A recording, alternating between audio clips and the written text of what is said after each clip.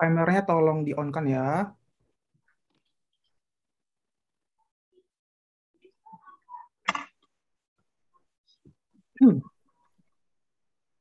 Bismillahirrahmanirrahim. Assalamualaikum warahmatullahi wabarakatuh. Selamat malam semua. Salam sejahtera. Waalaikumsalam warahmatullahi wabarakatuh. Semoga selalu dengan keadaan sehat. Sebelum memulai lebih lanjut, alangkah lebih baik kita berdoa dulu sesuai dengan agama keyakinan kita masing-masing, agar ilmu kita pelajar ini berkah untuk banyak orang. Berdoa dipersilakan.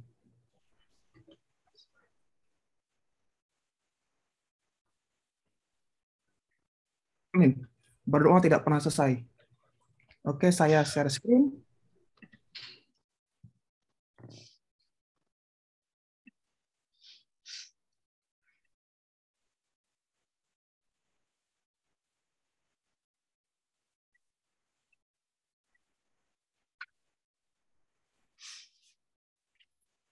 Mata kuliah ini berjudul Data Science for Business and Economics. Nanti selama 1 semester ke depan, nanti saya akan memandu saudara dan saudari semua untuk mengerti lebih dalam bagaimana penerapan data science untuk bisnis dan economics. Jadi konsep poin pertama di minggu ini adalah ada 4 topik yang harus diketahui. Yang pertama adalah kompetensi yang harus dimiliki. Yang kedua, pergeseran paradigma penelitian di era big data. Yang ketiga, ada konsep fondasi dan intuisi mengenai statistika dan mesin pembelajaran. Yang keempat adalah riset terakhir mengenai sains data dan arah pengembangannya. Sebelum mulai lebih lanjut, tak kenal maka tak sayang. Perkenalkan, nama saya Reza Eko Caraka. Saya seorang data scientist, saya seorang statistician. Background pendidikan saya namakan S1 saya statistik di Undip tahun 2011 sampai 2015. Terus saya ambil Master by Research Statistik juga di Malaysia 2017 sampai 2018, 1 tahun. Dan saya baru lulus S3 di Information Management, Data Science di Taiwan, dan waktu 2 tahun. Terus saya sekarang bekerja sebagai postdoctoral di Seoul National University di statistik juga, dan sekarang lebih aktif ke Massachusetts Hospital. Jadi ada beberapa topik kesehatan yang saya kerjakan. Nah, untuk dari data science itu sendiri, hampir semua topik SDGs atau tentang berkelanjutan, pembangunan berkelanjutan itu semua sudah saya kerjakan, 17 topik. Jadi kalau di statistik mining. Nah, jadi penelitian saya banyak tentang itu. Kalau di kesehatan, saya familiar dengan bagaimana image processing gitu untuk deteksi kanker, deteksi tumor dan lain-lain. Data-data ekonomi juga saya olah untuk misalnya pengkajian disaster risk. Terus data-data climate sama lingkungan juga demikian. Terus data-data text mining juga saya juga familiar di sana gitu. Jadi pada intinya adalah seorang data scientist, saya ada 3 area yang saya fokuskan. Yang pertama, large scale optimizations. Maksudnya apa, Pak? Maksudnya adalah di beberapa metode data science itu nanti ada penerapan tentang optimasi agar nanti hasil akurasinya lebih tinggi. Yang kedua, saya juga concern ke fast computing, di mana di sini nanti akan berfokus kepada bagaimana mengkombinasikan metode-metode tradisional statistik dengan metode-metode yang terkini, sehingga nanti ketika di running data kita besar, itu akan menghasilkan waktu computing yang lebih cepat itu loh. Jadi tidak lambat tuh. Nah, terus penerapannya di SDGs gitu. Di semua topik-topik SDGs. Untuk mata kuliah ini ada beberapa rules yang harus ditaati. Yang pertama, webcamnya harus aktif.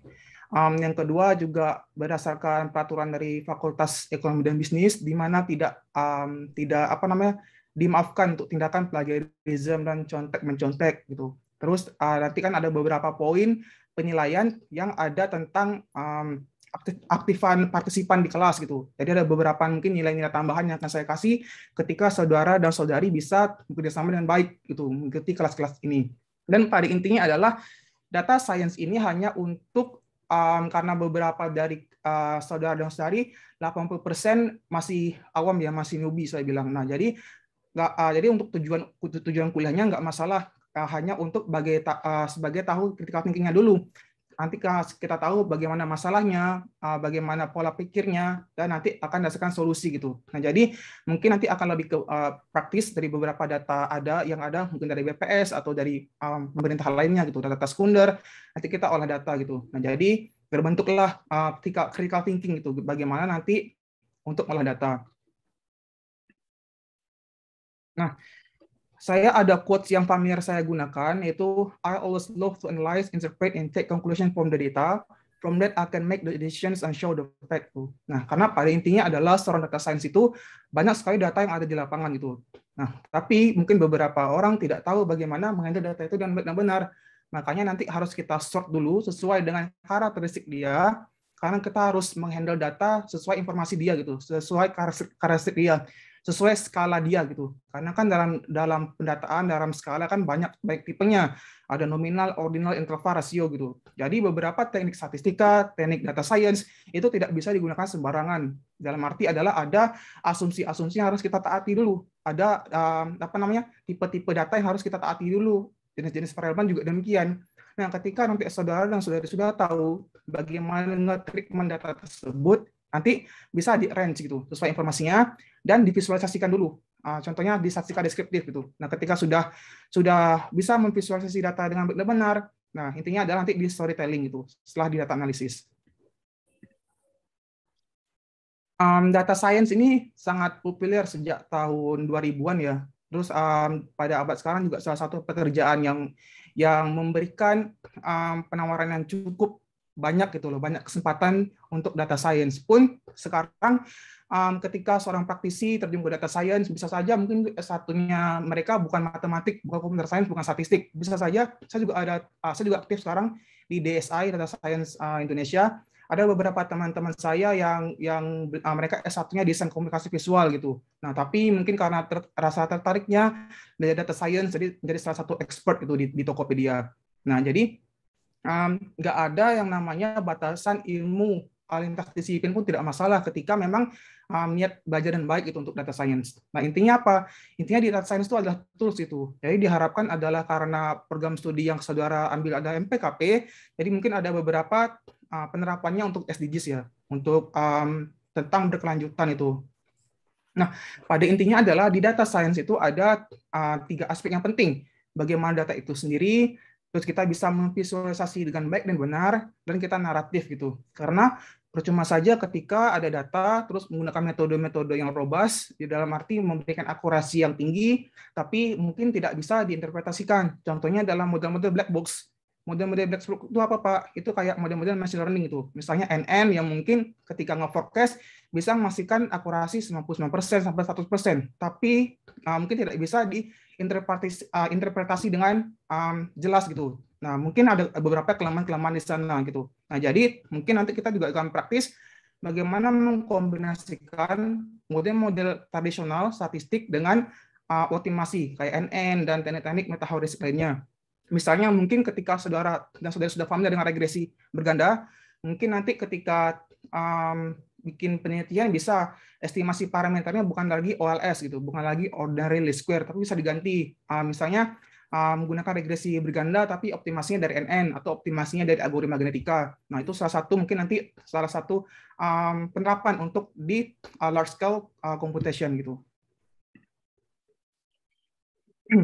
Nah, ini salah satu informasi dari World Economic Forum, di mana pada tahun 2020 Oktober kemarin ada beberapa peningkatan untuk job roles yang diterima di industri itu. Nah, sebagaimana bisa dilihat, yang banyak sekali diminta adalah data analisis dan saintis itu. Terus ada AI dan machine learning spesialis, ada big data spesialis, ada digital marketing, sampai terakhir risk management spesialis. Mengapa demikian? Karena sekarang kan kita sudah memasuki namanya smart cities. Kita sudah memasuki Indonesia industry revolutions atau society 5.0 gitu. Nah, jadi beberapa yang kita isu-isu yang ada sekarang adalah kita dapat menyelesaikan itu dengan cepat dan baik, efisien gitu. Efisien juga bisa dalam cost semurah mungkin, tapi kita bisa memaksimalkan benefit gitu. Kita bisa mengecilkan error di sana. Nah, itu juga salah satu arah kenapa data science, big data, machine learning sekarang populer gitu. Karena menawarkan hasil-hasil yang demikian yang saya sebutkan tadi gitu. Nah, ini juga ada beberapa contoh pekerjaan yang sudah mungkin tidak banyak ditawarkan oleh industri seperti data entry clerks, ada yang administratif, eksekutif sekretaris dan lain sebagainya gitu. Nah, ini ada beberapa mungkin pekerjaan yang mungkin tidak banyak peluangnya gitu. Nah, jadi harapan saya adalah Ini juga salah satu tujuan yang baik dari MPKP gitu. Jadi diharapkan adalah seorang ketika saudara-saudari sudah tahu bagaimana teorinya di apa namanya di MPKP, di kebijakan publik, tahu nanti beberapa teknik olah data agar bisa menghasilkan kesimpulan yang baik gitu untuk decision making. Nah, ini adalah beberapa skills pada tahun 2025 nanti yang harus dimiliki. Jadi harapan saya juga saudara dan saudari juga cukup apa namanya punya niat dan usaha yang memadai ya agar apa namanya skill-skills ini juga saudara-saudari punya gitu agar nanti ketika mungkin bersaing di lapangan mempunyai peluang yang cukup besar itu diterima. Yang pertama adalah kemampuan analytical thinking, yang kedua active learning dan learning strategies, complex problem solving, critical thinking. Intinya adalah semua poin-poin di sini adalah poin-poin pola berpikir gitu. Nah, jadi ketika saudara dan saudari sudah mempunyai pola pikir, sudah mempunyai sense yang cukup firm gitu untuk ngejudge data, itu nanti akan mempermudah juga ketika nanti memilih beberapa metode gitu. Karena khawatirnya adalah saya juga sekarang aktif sebagai konsultan di beberapa industri, di beberapa perusahaan. Nah, ketika saya turut aktif untuk meng-hire pegawai baru, ketika saya tanya, Mas, Mbak, bagaimana kompetensi datanya? Kebanyakan 90% dari mereka lebih ke model driven gitu. Maksudnya adalah ketika saya ada case, saya kasih contoh kasus studi untuk dia pecahkan, mereka malah lebih berpikir untuk menggunakan beberapa metode yang familiar digunakan gitu. Misal tiga metode. Padahal metode-metode itu mungkin tidak terlalu useful untuk digunakan untuk masalah. Nah, di sini adalah masalahnya. Masalahnya adalah karena beberapa orang ketika belajar data science mereka lebih ke model driven gitu. Itu salah. Seharusnya kita harus berangkat dari data driven. Karena ibaratnya kita memilih metode itu seperti kita memilih baju gitu. Misalnya kita mau pergi ke mall, kan kita tidak bisa menggunakan mungkin baju-baju yang tidak sesuai dengan lingkungan tersebut. Sama halnya dengan data analisis itu, sama dengan halnya statistik. Jadi ketika ada data harus sesuaikan dengan masalahnya yang ada itu apa gitu. Sama halnya ketika saya juga jadi penguji disertasi, penguji tesis dan lain sebagainya, saya lihat dulu data, saya adjust dulu data masalahnya dia seperti apa gitu. Nah, ketika mungkin dosen pembimbing lain agak concern ke akurasi, misalnya ini akurasinya 30%, tidak bisa untuk dipublikasikan. Salah paradigma di sana gitu. Kenapa? Karena yang namanya akurasi kita bisa ganti dengan model-model yang mungkin non parametrik di sana. Kita bisa ganti model-model yang bisa ngasih akurasi yang 90%. Tapi lebih dari itu adalah ketika kita berfokus kepada decision making gitu, kita lebih condong ke penerapan model-model parsimoni gitu, model-model yang bisa digunakan untuk reasoning dengan baik dan benar. Nah, disitulah nanti akan terbentuk yang namanya 15 skills ini yang harus saudara-saudari punya gitu. Yang lebih penting adalah tentang critical thinking gitu, ngejudge data yang ada dan gunakan metode yang sesuai di sana gitu. Jadi tidak memaksakan gitu. Ini juga beberapa skills juga untuk ketika nanti saudara-saudari bekerja lebih ke AI, data science, data engineer, big data dan sebagainya. Ini hanya beberapa istilahnya saja gitu. Skill-skillsnya nanti bisa dibaca lebih lengkap. Sama halnya ini tentang typical learning-nya.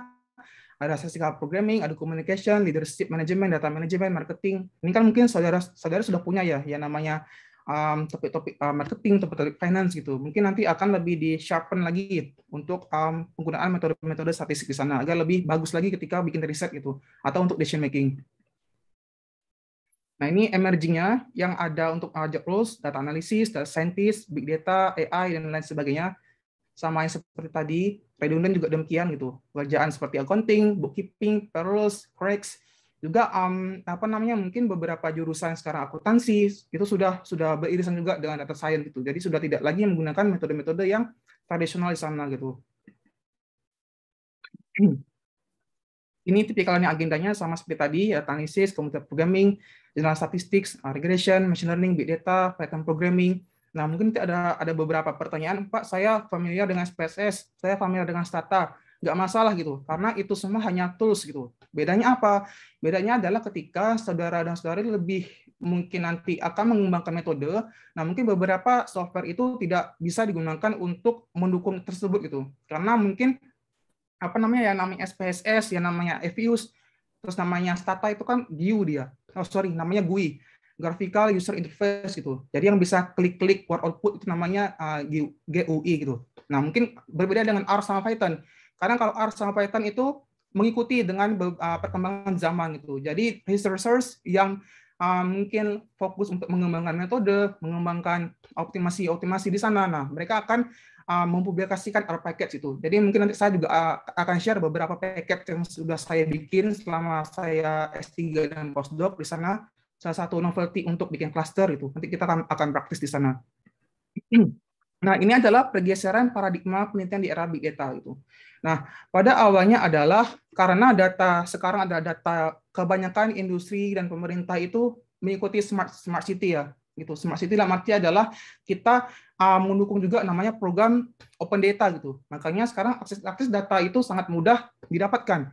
Tapi kekurangannya apa? Kekurangannya mungkin contoh kasusnya ketika saya mencari data produksi beras itu. Nah, itu agak susah karena kebanyakan industri juga mempublikasikan data itu. Misalnya saya ambil di BPS juga ada data itu, saya ke Kementerian Perindustrian juga ada data itu, saya ngambil di Bulog juga ada data itu. Nah, ini mungkin perlu pembenahan ya untuk apa namanya menyatukan data gitu. Jadi ketika researcher semacam saya ketika nanti apa namanya mencari data, jadi tidak bingung lagi gitu mau ambil harus kemana gitu. Nah ini juga salah satu paradigmanya di era big data.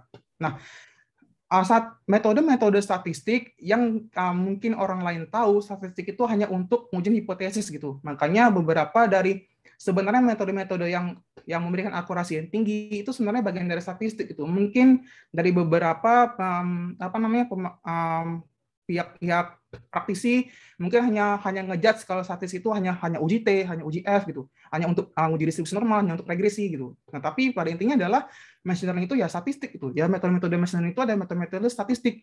Nah, mungkin di sananya karena di sanalah terjadinya pergeseran paradigma gitu antara statistik dengan data mining, statistik dengan big data gitu, statistik dengan machine learning. Padahal core-nya di sana adalah di statistik semua gitu. Gitu. Nah, jadi sudah saya sampaikan tadi di mana yang awalnya dari statistik itu hanya berupa analitik, berupa hipotesis, berupa teori, nah nanti akan lebih ke data driven gitu. Nah, jadi apa namanya maksudnya apa Pak data driven itu?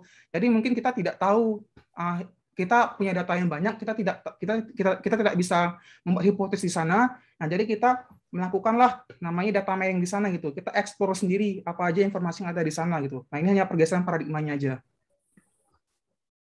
Nah, nanti saya harapkan adalah ada 4 kompetensi yang akan didapatkan itu. Yang pertama, paham tentang konsep dasar dari data analytics dan juga penerapannya bagaimana. Yang kedua, mampu menggunakan metode statistik, baik itu metode sederhana sampai dengan machine learning dengan bijak dan sesuai kebutuhan gitu. Jadi tidak lagi saya temukan kasus-kasus di MPKP ketika nanti apa namanya mau bikin tesis malah latah gitu. Latah dalam arti saya mau NN aja Pak gitu. Padahal datanya nggak bisa digunakan ke NN gitu. Mungkin apa namanya makanya dari situlah harus bijak dalam memilih permasalahan. Yang ketiga, mampu melakukan interpretasi model yang digunakan untuk pengambilan keputusan. Nah, karena ini juga inti terakhir dari metode itulah untuk interpretasi data gitu, untuk mengekspor informasi apa saja yang ada di data itu. Khawatirnya adalah ketika kalau kita hanya berpatokan kepada akurasi gitu. Nah, nanti malah tidak banyak menjawab, kita tidak banyak mengekspor, menggali informasi apa saja yang ada di data itu, karena kita hanya fokus terhadap akurasi itu. Nah, ini juga ada beberapa paradigma yang keliru. Yang terakhir adalah mampu membuat visualisasi yang dapat digunakan untuk reasoning itu. Karena balik lagi ketika saudara-saudari bekerja di industri, mungkin harus presentasi ke manajer, harus presentasi ke atasan, nggak mungkin kan harus ngasih penjelasan ke mereka data mentah atau metode matematik di sana gitu. Nah, jadi untuk membantu orang awam tahu apa yang kita ingin sampaikan data itu, makanya perlulah data visualisasi di sana gitu. Untuk penjelasannya saja, untuk menjelaskan, oh data ini karakteristiknya seperti ini nih, oh data ini ada pencilan di sana gitu, oh data ini tidak homogen di sana. Nah itu juga salah satu benefit ketika menggunakan data visualisasi gitu. Jadi untuk ngejudge sebagai tahapan awal juga sebelum memilih metode nanti. Ini ada 4 poin utama. Yang pertama data management, data manipulation, dan interpretasi. Oh, ada 3, sorry, ini ke double. Nah, berangkat dari pola pikir statistik dengan predictive analytics itu. Yang pertama, statistik itu sebenarnya hanya model yang berdasarkan dari teori. Sementara yang namanya model-model prediktif itu adalah model-model yang lebih ke algoritma di sana gitu. Tapi dia tidak akan menggaransinya optimum gitu. Maksudnya apa? Maksudnya adalah statistik itu adalah model-model yang linear gitu. Dan model-model prediktif adalah model-model yang tidak linear di sana gitu. Cocoknya statistik itu adalah untuk data-data yang kecil di sana, dan untuk model-model prediktif itu biasanya untuk data-data yang besar gitu. Karena lebih mempunyai apa namanya ke fast computing tadi gitu. Jadi beberapa metode-metode statistik yang ada itu tidak bisa, bukan tidak bisa, tidak cukup efisien gitu ketika kita mempunyai data-data yang besar gitu, karena akan memberikan akan memberikan komputasi yang agak lama gitu sampai iterasinya konvergen gitu. Makanya beberapa metode-metode prediktif sangat berguna untuk data-data yang berskala besar gitu. Nah, jadi intinya perbedaan dari statistik dengan prediktif adalah statistik ini kita berangkat dari teori gitu. Kita berangkat dari hipotesis kita apa.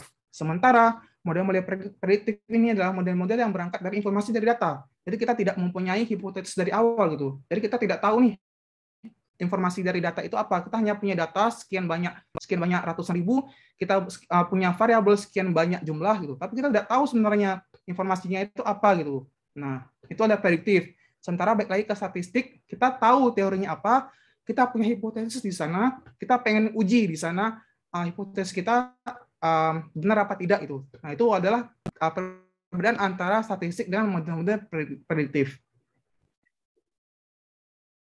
Nah, untuk di dalam big data ada 6 V yang mungkin sudah saudara-saudari tahu. Ada volume, ada velocity, ada value, ada variability, veracity, dan variety itu. Nah, ini adalah istilah-istilah yang common yang ada di big data. Jadi ketika saudara dan saudari mempunyai suatu masalah tapi tidak memasuki ke kriteria 6V ini, berarti bukan big data namanya. Itu bukan kasus-kasus big data gitu. Nah, jadi kasus-kasus big data adalah kasus-kasus yang di sana datanya volumenya besar, ada velocity di sana, ada value-nya di sana, ada variability-nya juga di sana, ada veracity juga, dan ada variety-nya juga gitu. Nah, ketika nanti ada masalah tidak masuk ke kriteria ini, maka bukan big data gitu. Nah, ini adalah contoh visualisasi bagaimana sebenarnya konsep dari data science itu sendiri. Yang pertama di sebelah kiri saya ini ada data source gitu. Di sini ada database, ada legacy system, ada SaaS apps, application, web service, sama files. Jadi intinya adalah di sini ada sumber data saudara dan saudari punya gitu. Nah, dari sumber data inilah nanti saudara dan saudari akan analisis. Nah, makanya harus di data loaders dulu gitu, harus diproses dulu.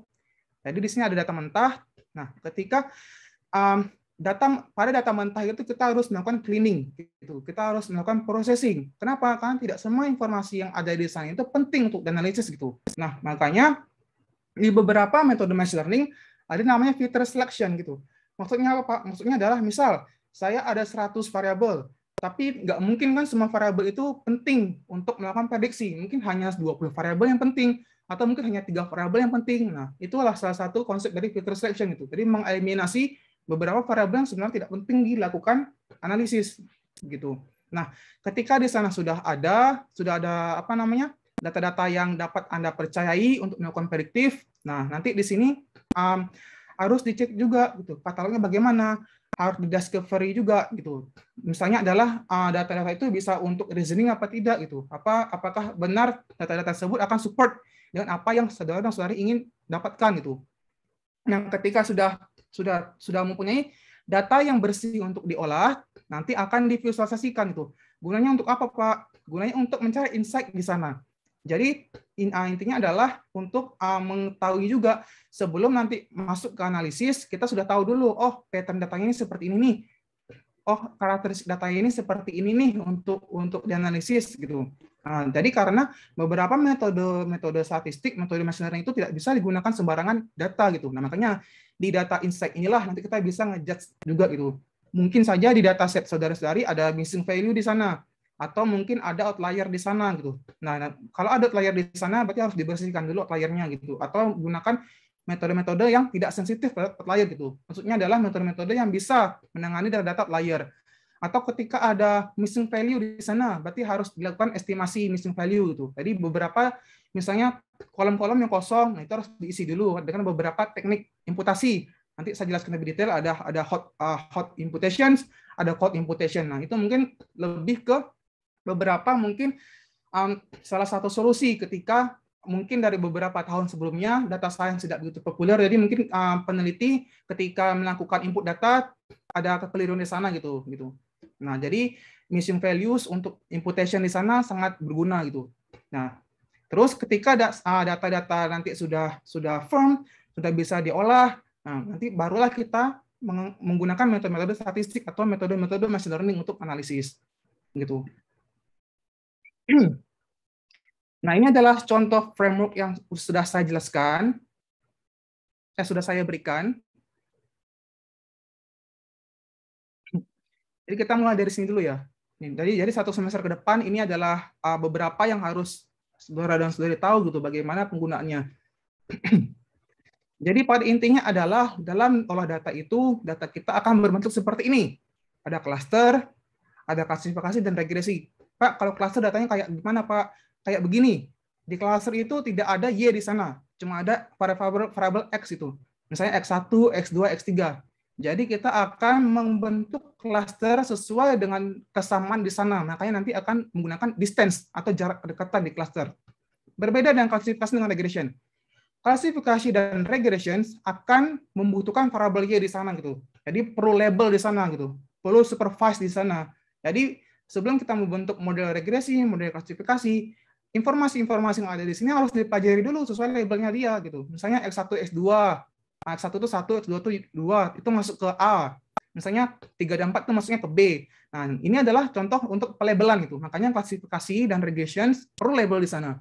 Nah, pada regression ada dua penerapan di sana. Ada namanya regresi lokal dan regresi global.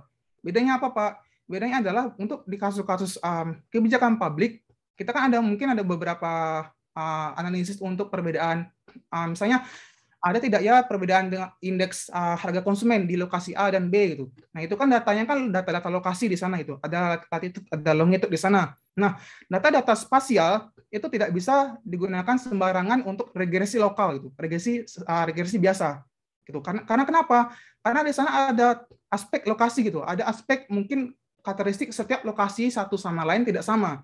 Makanya regresi biasa dengan regresi spasial harus dihandle dengan yang berbeda gitu. Nah, ini adalah contoh dari data kita yang ada. Ketika data kita sudah ada seperti ini, maka kita harus cleaning dulu, kita harus curation dulu, kita harus removing dulu gitu. Jadi agar ketika untuk analisis bisa lebih efisien gitu. Nah, caranya dengan apa, Pak? Caranya adalah di tahapan-tahapan EDA, di tahapan-tahapan eksplorasi data analisis ini ada data visualisasi seperti ini. Ada namanya box plot, ada histogram, ada multi chart, run chart, Pareto gitu. Nah, ini mungkin nanti bisa dipelajari lebih lanjut dengan mandiri ya. Karena apa namanya ini salah satu poin penting juga untuk deskripsi data itu. Nah, selain dari selain dari visualisasi data-data ini, ada beberapa statistika dasar yang harus diketahui seperti mean, median, modus, dan kuartil di sana gitu, agar tahu datanya homogen apa tidak. Nah, Pak, data saya sudah ada, Pak. Saya sudah bikin visualisasi, Pak. Gitu. Saya mau analisis, Pak. Stop dulu gitu. Cek dulu datanya benar-benar bisa dianalisis apa tidak gitu. Kalau nanti datanya tidak konsisten dalam varian dan mean, maka harus ditransformasi datanya gitu. Misalnya, Pak, data saya tidak normal, Pak. Sorry, Pak, saya menggunakan regresi, Pak, tapi residual saya tidak normal gitu. Nah, nanti bisa ditransformasi datanya dengan cara apa? Tidak sembarangan. Jadi beberapa mahasiswa tidak tahu dengan baik bagaimana handle data, main hantam saja gitu, main hantam transformasi data di sana. Padahal ada kriteria yang harus diikuti gitu. Nah, jadi caranya dengan apa? Caranya misalnya X1 kita ini tidak berdistribusi normal gitu, atau tidak homogen, maka kita harus transformasi. Kita harus cari dulu nilai rounded value di sana gitu. Misalnya rounded value-nya 0, berarti datanya harus dilogkan gitu. Misalnya nanti rounded value di sini bernilai 2, berarti data mentahnya harus dikuadratkan gitu. Nah, berarti kalau dapat rounded value-nya minus 0,5, misalnya minus 1, makanya data yang tadi harus diseperkan itu. Nah, ini adalah hint untuk mentransformasi data. Terus yang kedua adalah yang beberapa sering terjadi seperti missing value gitu. Saya jelaskan tadi. Pak, saya ada data seperti ini Pak, tapi beberapa kolom-kolomnya kosong. Nah, ini harus selesaikan dulu masalahnya gitu, karena tidak bisa dianalisis karena informasi-informasi di sini kosong. Dengan cara apa? Dengan cara yang paling sederhana, bisa menggunakan min gitu. Misalnya di sini kosong. Nah, kita bisa cari min, kita cari nilai min antara kolom ini, misalnya 5 dengan 7, minnya berapa? 11 gitu. Sama dengan halnya ini, misalnya tidak ada informasi di sana, ya kita bisa tulis saja 7 di sana gitu. Nah, ini ada salah satu contoh untuk missing imputation gitu. Nah, tapi lebih lanjut lagi, lebih detail lagi, lebih komprehensif lagi. Nah, ini ada beberapa teknik imputasi yang bisa saudara dan saudari gunakan. Ada case deletion, ada missing data imputation, menggunakan mean, regression, hotdate tadi. Itu ada beberapa mungkin teknik KNN, multi-layer perceptron, NN. Terus ada beberapa model-model likelihood. Nah, kebetulan saya di SMU mengembangkan metode baru menggunakan hierarki likelihood gitu. Jadi itu juga salah satu useful untuk missing imputation. Nah, ini adalah pengenalan dulu untuk saudara-saudari ketika nanti mempunyai banyak missing value di sana. Kita pindah lagi ke ini. Nah, intinya adalah di model-model machine learning itu kita membuat model yang bisa belajar dari data gitu. Makanya kita harus training dulu. Kita bagi dulu datanya 90% ke 10%, 80, 20, 70, 30, 60, 40, atau 50, 50. Terus ada pertanyaan, Pak, ada nggak alasannya? Nggak ada alasan spesifik, itu tergantung peneliti gitu. Kalau saya mau gunain 80, 20, ya boleh saja. Saya menggunakan 70, 30, ya boleh saja gitu. Pak, bisa nggak ya kalau saya gunain 90, 10, akurasinya lebih baik dari 50, 50? Nggak tentu gitu. Karena yang namanya model machine learning, kita harus pandai-pandai kita melatih dia agar dia paham dengan data-data yang kita punya gitu, agar nanti ketika ngeprediktif dia akan spesifik dengan data mentah yang ada kita punya gitu. Nah, makanya harus dilatih di sana. Nah, ketika sudah ada data di sana, kita harus estimasi parameter untuk bentuk model gitu. Jadi mungkin ada beberapa yang sudah tahu, semacam model-model sederhana, regresi OLS. Nah, itu juga salah satu estimasi parameter gunakan OLS itu. Bisa ada PLS mungkin, ada partial square gitu. Ada Bayesian juga salah satu estimasi parameter. Nah, Pak, tahap selanjutnya adalah filter selection. Pak, maksudnya apa Pak filter selection itu? Maksudnya adalah yang sudah saya jelaskan tadi, misalnya saudara-saudari punya sekian banyak variabel gitu. Tapi kan nggak semua variabel itu penting. Makanya kita akan hapus beberapa variabel yang tidak penting. Misalnya dari 2, 4, 6, 7. Misalnya dari 7 filter ini, yang penting hanya 3. Dari yang penting hanya 3, 4 tidak penting. Udah 4 nggak kita gunakan. Jadi kita hanya fokus ke 3 fitur ini gitu. Nah, jadi teknik-teknik yang bisa digunakan di filter selection, ada teknik-teknik ini, ada chi-square, ada Fisher test, ada backward filter eliminations, recursive, distribution ratio, correlation, random forest, boosting, dan berurutan gitu. Ini adalah beberapa teknik untuk filter selection. Tuh. Kita turun ke bawah lagi. Nah, ketika sudah dapat variabel terbaik, ketika sudah kita estimasi menggunakan parameter terbaik, kita bisa melakukan analisis lebih lanjut untuk analisis gitu. Ada teknik optimasi di sana. Ada heuristik, ada metaheuristik, ada NN, ada fuzzy, dan beberapa teknik aproksimasi.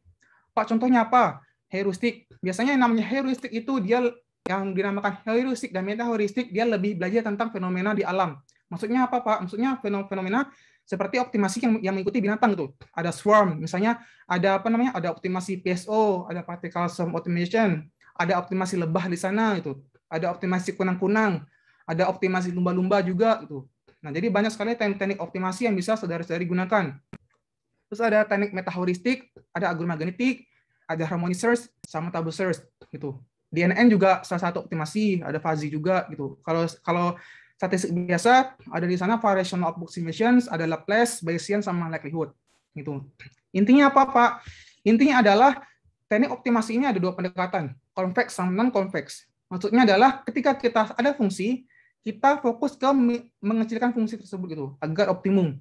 Berbeda dengan non-convex. Non-convex kita hanya fokus ke local minimum, saddle point dengan global minimum gitu. Jadi kita akan fokus mencari beberapa fungsi di sana gitu. Nanti saya akan jelaskan lebih lanjut ke week-week yang lebih apa namanya? Week-week selanjutnya, hanya pengantar.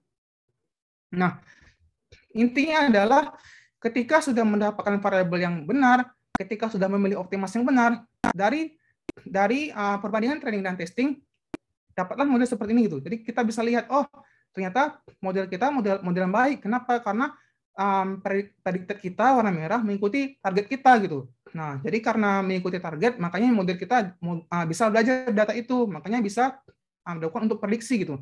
Nah, contoh ini adalah contoh-contoh yang saya analisiskan bagaimana sensitivitas model itu terhadap outlier gitu. Bisa nggak ya metode ini menangkap outlier? Makanya saya biarkan ada outlier di sini gitu. Nah, ini ada contoh-contoh ada outlier, ada pencilan, ini pencilan juga itu. Jadi saya pengen membuktikan metode yang saya bikin metode yang sensitif terhadap outlier itu. Ini contohnya saja. Nah, intinya adalah dalam statistik dan olah data itu ada tiga tujuan yang ingin kita capai: klasifikasi, regresi, dan cluster. Dari model yang kita ingin dapatkan, ada beberapa kriteria untuk evaluasi gitu. Kita bisa menjustifikasi benar apa tidak gitu. Karena tidak semua nilai error itu bisa digunakan gitu. Jadi jangan salah lagi gunain R-square tapi untuk cluster, gunakan R-square tapi untuk klasifikasi. Keliru, tidak bisa. Kenapa? Karena cara penghitung error itu berbeda-beda gitu. Makanya untuk diklasifikasi ada beberapa kriteria yang bisa digunakan, seperti gunakan F1 score, ada cross entropy, ada AUC, dan dengan ROC yang kita akan lebih bahas lagi di beberapa section. Nah, terus mungkin dari teman-teman familiar dengan regression ya, di sana ada MSA, ada Rubin square error, ada R-square, MAPE, SMAPE, dan lain-lain itu. Nah, ini ada contoh-contoh untuk penghitung akurasi untuk kasus regresi. Nah, beda dengan cluster tidak bisa menggunakan kriteria ini, tapi ada kriteria lain, namanya silhouette coefficient dan Duns index itu. Nah, jadi harapan saya adalah nanti ketika di week selanjutnya, ketika ada contoh kasus, saya kasih dan dikerjakan, jangan lagi menggunakan kriteria error yang tidak sesuai tempatnya itu. Jangan lagi menggunakan R-square untuk clustering gitu. Nggak bisa digunakan gitu. Nah, contohnya apa, Pak? Contohnya di klasifikasi ini kita yang paling populer ada data iris itu, data bunga. Nanti akan saya jelaskan di week clustering. Nah, intinya adalah ada beberapa kriteria, mungkin dari kriteria bunga-bunga ini nanti dibikin spesifiknya. Misalnya, oh setosa itu karakteristiknya itu seperti ini. Oh, virginica itu karakteristiknya seperti ini. Sama halnya ketika nanti ada data-data misalnya kebencanaan. Misalnya analisis bagaimana setiap provinsi itu terhadap vulnerability-nya gitu. Kita bisa membuat label di sana. Apa namanya? Kita bisa membuat klasifikasi di sana. Oh, ternyata daerah-daerah ini klasifikasinya kebencananya tinggi gitu. Nah, itu contoh-contohnya saja. Yang kedua adalah regresi. Ini adalah mungkin sudah familiar ya. Ini ada data kita, poin kita, ini ada targetan kita gitu. Kita bisa lihat fit apa tidak gitu. Nah, ini adalah contoh regresi yang fit. Terus kita pindah lagi ke cluster. Perbedaan dari cluster adalah dari setiap informasi yang ada, kita mencari persamaan di sana gitu. Makanya lebih dikonsenkan penggunaan distance tuh, kedekatan jarak di sana gitu. Contohnya apa? Contohnya ini ada A, B, C gitu. Nah, jadi kan informasinya banyak di sana A. Berarti ini masuknya cluster A. Sama seperti ini di B, misalnya B, B, A. Ini kan banyak informasi B, berarti ini informasi untuk cluster B. Sama halnya di sini misalnya C, B, A. Kan banyak C. Maka ini di cluster C gitu.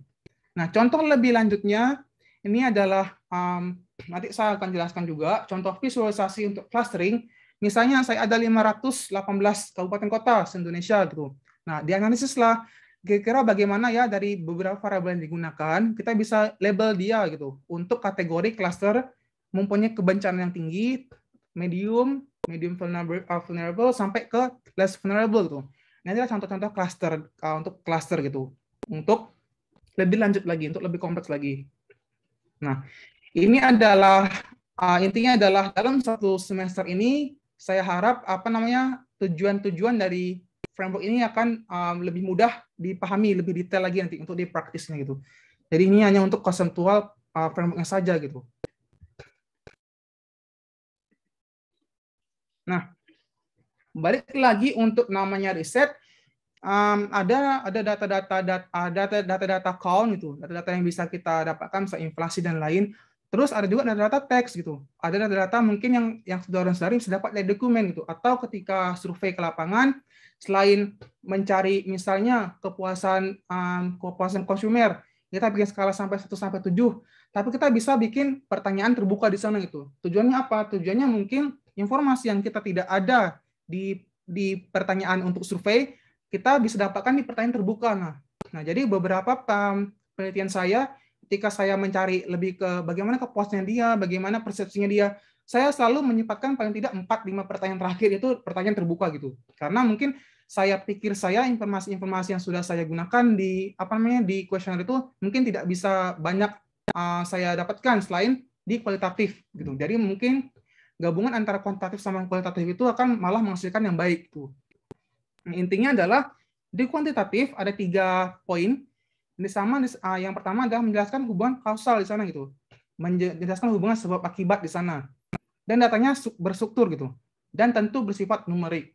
Nah, berbeda dengan data kualitatif, ada data text mining, kita di sana bisa analisis menggunakan NLP gitu, Natural Language Processing, untuk voice sama text recognition itu. Jadi mungkin seperti yang saya sampaikan ini, misalnya saya banyak bicara, itu mungkin bisa direkord, direkam, terus bisa kita bikin analisis gitu. Jadi bikin analisis topik-topiknya, mungkin topik yang saya bahas itu apa. Nah, intinya di text mining itu seperti itu gitu. Jadi kita membahas tentang korpus sensitivitas setiap kalimat dan kata gitu.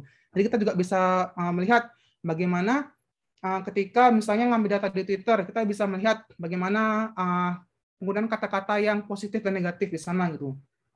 Nah, tapi kelemahannya di text mining, kita harus discover dulu di sana gitu sebelum kita analisis. Yang terakhir adalah datanya tidak berstruktur atau semi berstruktur itu.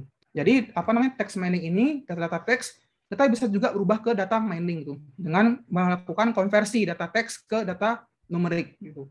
Nanti saya akan jelaskan lagi lebih lanjut. Contohnya apa, Pak? Nah, contohnya saya bikin paper juga selama COVID ini menggunakan text mining. Jadi saya pengen melihat bagaimana peran zakat gitu. Bagaimana peran Basnas dalam ketika kita memberi zakat itu, apakah dapat sasaran? Nah, analisisnya bagaimana, Pak? Analisisnya ada saya gunakan laporan PDF di Basnas gitu. Ada 40 halaman, ada sekian banyak karakter, ada sekian banyak words di sana. Jadi saya analisis, ternyata bahasa ini akan lebih fokus ke beberapa proker-proker ini nih. Nah, itu akan membantu juga ketika kita menganalisis report di sana gitu, menggunakan text mining. Nah, ini yang saya jelaskan tadi, saya menganalisis dengan 40 halaman di sana, ada 19.000 karakter sama 4.000 words gitu. Ada white space juga. Jadi ini ada tahapan-tahapan cleaning. Nanti akan saya jelaskan di week yang lain itu bagaimana untuk analisis dengan text mining. Nantinya adalah seperti ini. Jadi ada mungkin dari sekian banyak PDF, sekian banyak halaman di laporan Basnas, saya bisa bikin topik di sana gitu. Saya bisa membahas, ternyata bahasa ini membahas tentang logistik karena di sana banyak kata-kata logistik. Bahasa ini juga fokus terhadap pemakaman karena mungkin ada beberapa kata-kata pemakaman di sana gitu. Nah, juga akan banyak bahas tentang makanan di sana gitu. Juga mungkin ini ada hubungannya ketika Basnas menggunakan kata-kata uang itu relatif ke public kitchen gitu, dapur umum. Terus akan lebih relatif ke pendistribusian karpet sejadah sama masker gitu. Nah, mungkin topik-topik uangnya adalah topik-topik ketika mereka akan lebih fokus terhadap dapur umum dan lain sebagainya gitu. Nah, ternyata di laporan Basnas juga ada yang berbeda. Kenapa? Mungkin dari donasi donasi zakat itu digunakan juga untuk flood response itu ketika ada banjir, ada bencana banjir gitu. Saya lupa pas kapan, mungkin pas COVID kemarin ada bencana banjir juga ya. Nah, mungkin alokasi zakat juga di sana gitu. Nah, sama halnya ketika membahas tentang kesehatan, Basnas juga fokus terhadap ambulans standby, ada desinfektan, spraying, ada isolasi ruangan, sama hand sanitizer. Nah, ini ada beberapa contoh ketika ada sekian banyak laporan di PDF, sekian banyak kata-kata, paragraf, kita bisa bikin topik di sana gitu. Kita bisa generate informasi yang penting itu di sana apa gitu. Nah, itu adalah salah satu contoh yang paling berguna untuk text mining. Ini adalah contohnya juga ketika dari databases itu dibikin clusternya juga. Oh, ternyata ada 3 cluster yang penting di sana gitu. Clusternya apa, Pak? Ketika dia membahas tentang food sama food response, ada tentang distribution mask dan lain-lain, ini jadi satu topik, dan ini jadi satu topik gitu. Nah, intinya adalah banyak membahas tentang cash di sana, banyak membahas tentang uang di sana. Ini adalah salah satu contoh penerapan text mining yang berguna gitu. Jadi jangan lagi berpikir seperti laporan-laporan yang lawas, misalnya laporan tahun 90-an nggak bisa kita analisis. Salah gitu, kita bisa analisis dengan text mining gitu, itu akan berguna juga gitu. Ini adalah contoh contoh cluster dari setiap topik di text mining. Nanti saya akan jelaskan lebih lanjut lagi bagaimana cara mendapatkan seperti ini, biar tahu saja. Nah, contoh yang terakhir bagaimana, Pak? Nah, contohnya adalah ketika mungkin banyak sekali data pemerintah gitu. Contohnya data-data Susenas gitu. Misalnya saya bekerja sama dengan BPS, ada beberapa data Susenas, ada data Sakernas. Jadi beberapa blok-blok pertanyaan di sana kan banyak sekali ya. Sampai datanya pun data level desa gitu, level kota. Nah, itu udah masuk ke big data di sana. Nah, mungkin dari beberapa aspek-aspek di sana, setiap beberapa blok pertanyaan di sana, kita bisa menggenerasikan tuh informasi apa saja yang ada di sana gitu. Nah, itu sangat penting penggunaan data mining di sana gitu. Nah, contohnya di sini saya gunakan data-data Susenas, ada informasi teknologi communication, ada food access, ada hosting status dan lain sebagainya. Intinya apa? Intinya saya pengen melihat dari data-data ini support apa tidak ya ketika menggunakan untuk klasifikasi kebencanaan di Papua gitu. Nah, jadi dari data-data seperti itu malah nanti akan mempermudah kita banyak ekspor gitu. Mungkin orang lain tidak berpikiran, oh data ini bisa ya untuk untuk analisis seperti ini. Nah, itu akan saudara-saudari dapatkan ketika saudara dan saudari punya punya sense dengan baik gitu, punya kepekaan dari untuk ngejudge data ini bisa digunakan untuk apa gitu. Nah, itulah poin penting di data science itu. Jadi poin pentingnya tidak hanya menggunakan metode-metode bagus, tapi yang paling penting adalah bagaimana ada data yang ada di lapangan kita bisa kemas sedemikian rupa agar bisa menghasilkan kebijakan tuh untuk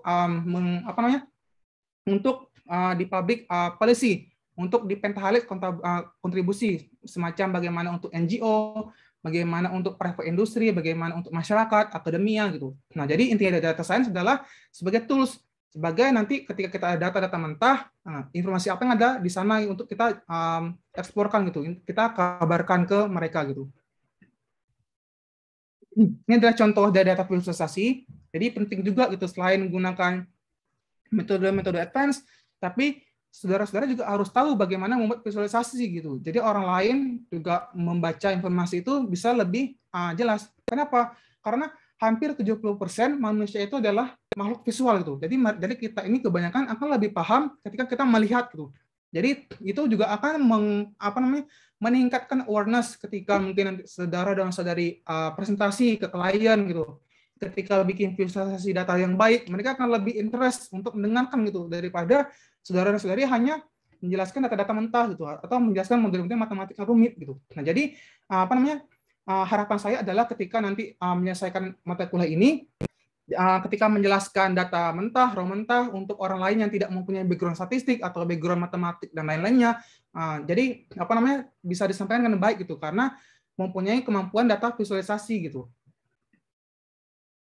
Contohnya nanti saya akan share beberapa coding juga untuk bisa bikin seperti ini gitu.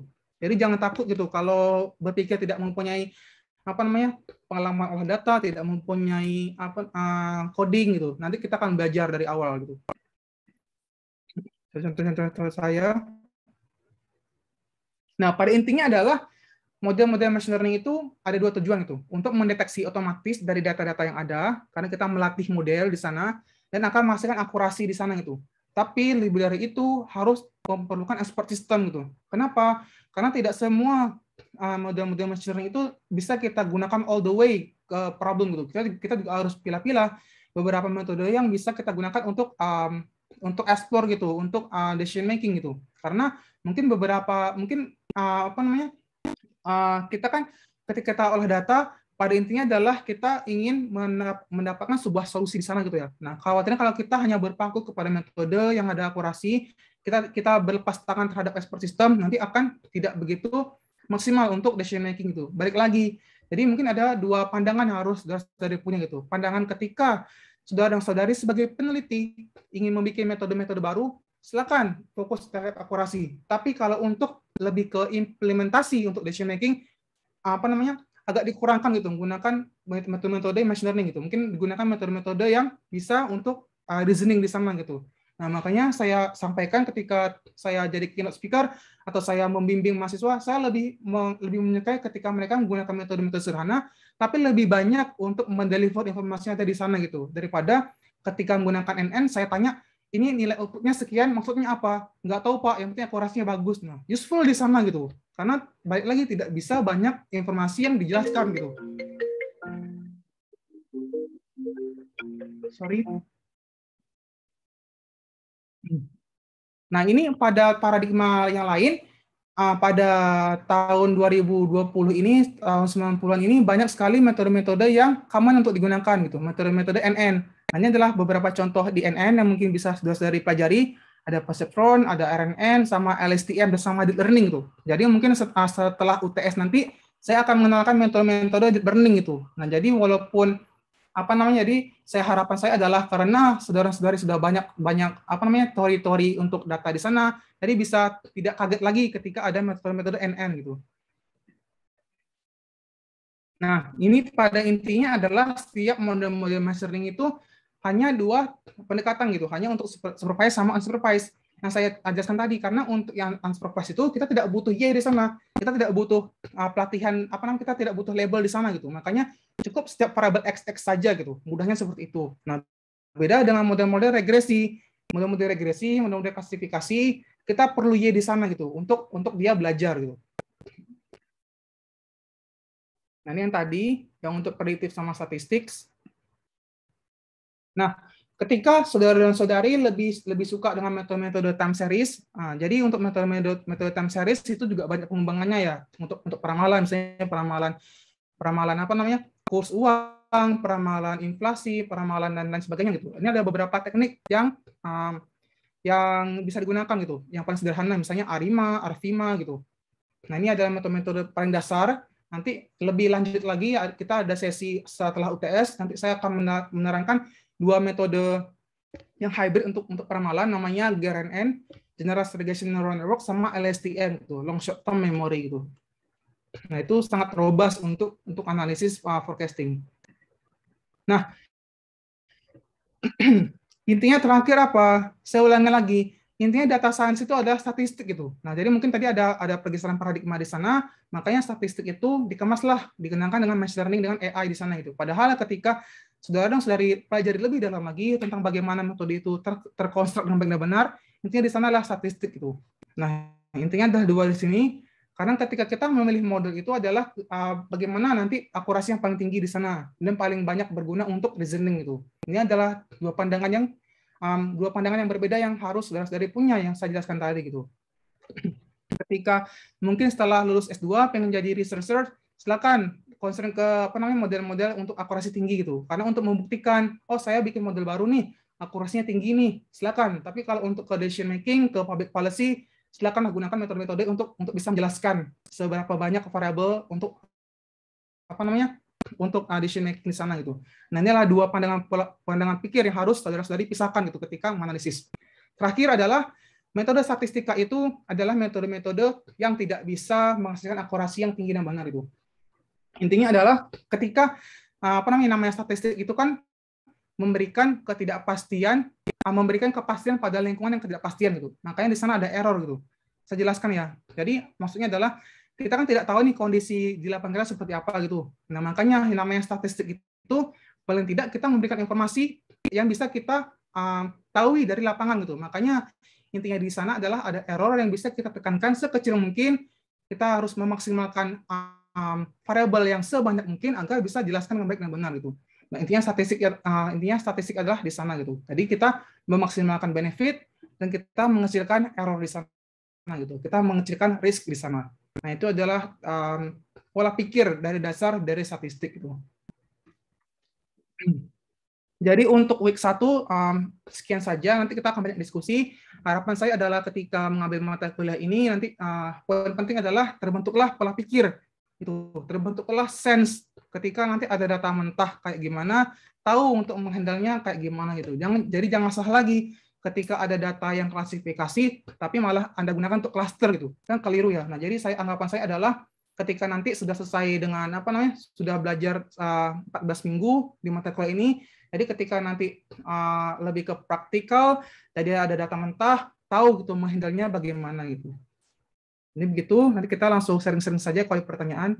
Silakan.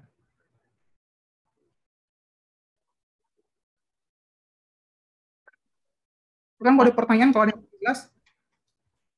Ya, saya izin bertanya, Pak. Silakan. Tadi kan ada small data sama big data, Pak. Itu batasannya itu sampai kayak gimana ya, Pak? Dikatakan big data itu.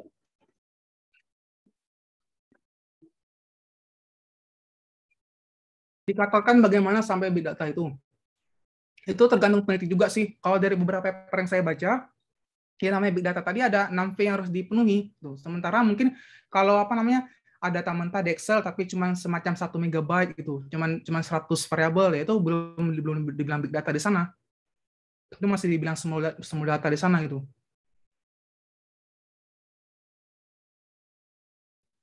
Berarti tadi kan ini ada statistik, ada machine learning gitu ya, Pak. Saya masih bingung kapan kita itu pakai analisa machine learning, kapan itu statistik biasa gitu. Nah, kapan kita menggunakan statistik sama machine learning, itu balik lagi tentang kebutuhannya, Mbak. Gitu. Jadi kalau memang intinya gini loh, kalau di machine learning itu data-data kecil itu nggak bisa digunakan tuh. Misalnya data berjumlah 30 data row ke bawah, misalnya kita ada variabel cuma 3, tapi gunakan machine learning, nggak bisa digunakan gitu, karena dia kan butuh belajar ya, Mbak ya. Jadi makanya di dalam machine learning itu ada namanya testing sama training tuh. Jadi misalnya saya ada 100 data set tuh, saya ada 100 baris gitu. Nah, misalnya 90 data 1 sampai 90 saya latih dulu gitu. Nanti ketika ada model saya bandingkan ke testingnya. Nah, machine learning itu kayak gitu. Jadi kalau data-data kecil, bagaimana dia bisa belajar gitu? Kalau data-datanya itu terbatas gitu. Itu perbedaan untuk mengolah datanya nanti. Ya, terima kasih, Pak. Iya, Pak. Ya, khawatirnya nanti datanya cuma 30, tapi gunakan NN. Gimana dia mau belajar datanya cuma sedikit gitu. Jadi kan semacam kita lah, kalau kita pengen tahu banyak ya kita harus tahu dulu data kita harus tahu dulu informasi kita sebanyak apa gitu. Jadi model itu bisa model belajar gitu. Jadi dia bisa ketika nanti dibandingkan dengan dibandingkan dengan testing sama hasilnya gitu. Khawatirnya adalah datanya kecil, informasinya kecil, terbatas, tapi kita paksakan dia untuk belajar ya nggak bagus untuk pemodelan itu. Pak, izin tanya. Silakan. Jadi kan kalau pengertian saya itu kan datanya itu kan tersebar ya. Maksudnya misalkan kayak Sakernas, Susenas itu kan banyak kayak datanya. Misalkan kita itu penelitiannya ngambil data dari Sakernas, Susenas. Tapi ada beberapa data yang secara spesifik kita membutuhkan di objek itu melalui misalkan kuesioner gitu, Pak. Jadi ada variabel itu yang kita mendapatkan datanya itu nggak lewat data yang gede kayak Sakernas, Susenas kayak gitu, itu bisa di-match kan gitu nggak, Pak? Di-match, asalkan ada label. Misalnya nih, kayak pengalaman saya, mungkin nanti ada dari teman BPS itu yang bisa menjelaskan lebih lanjut. Jadi ada beberapa setiap blok pertanyaan itu ada kode-kode di sana, Mbak. Nah, jadi ketika nanti sudah ada data Sakernas sama Susenas, mungkin kita anggap informasi sama, kita bisa merchant gitu dari label-label kode itu. Nah, itu balik lagi ke knowledge kita gitu. Kalau kita nggak punya knowledge untuk ngejudge informasi itu bisa kita linkkan, ya kita tidak bisa gunain itu gitu. Tapi kalau untuk data processing, ada namanya merge dataset di sana.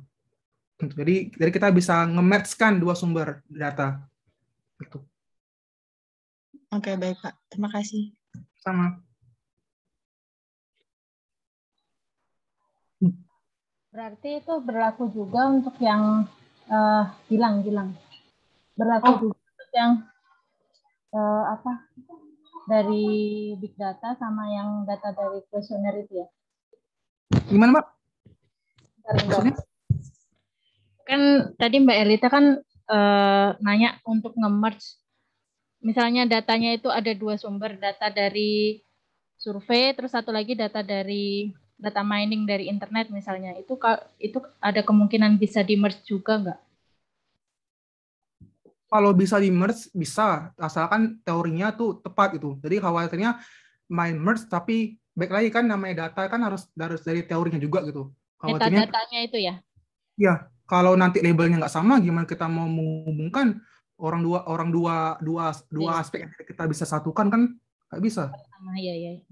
Asal itu tadi ya garis Nah, highlight-nya asal sama lah intinya, variabelnya itu emang sama. Oke. Makasih ya. Pak.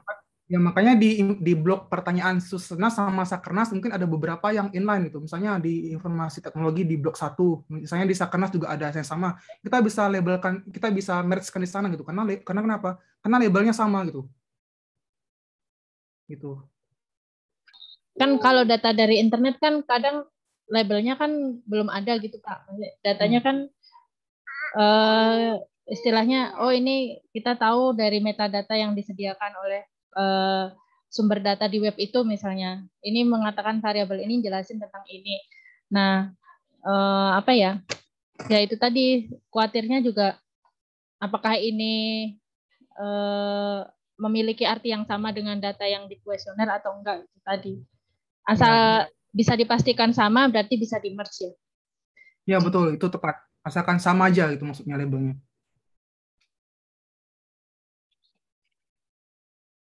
Pertanyaan lain? Pusing ya? Iya, izin nanya, Pak. Gimana?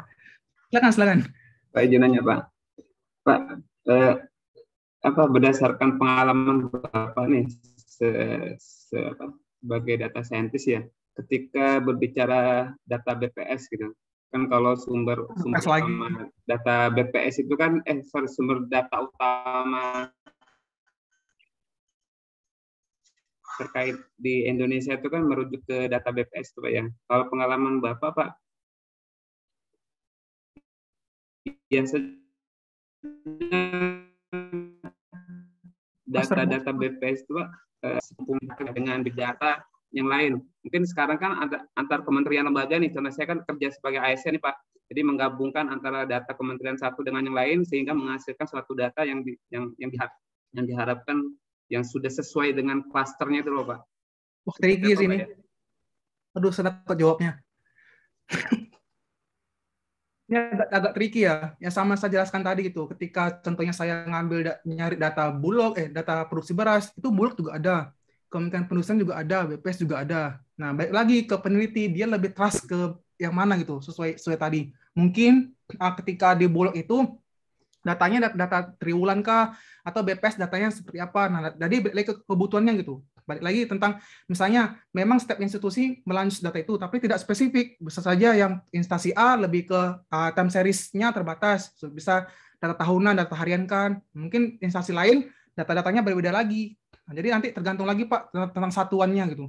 Kalau pengalaman saya lebih milih ke sana gitu. Jadi misalnya kalau instansi A dia mempublikasikan data bulanan, ya saya lebih ke berguna data bulanan lah, karena kan itu malah lebih banyak bisa saya gunakan daripada ketika data-data tahunan gitu.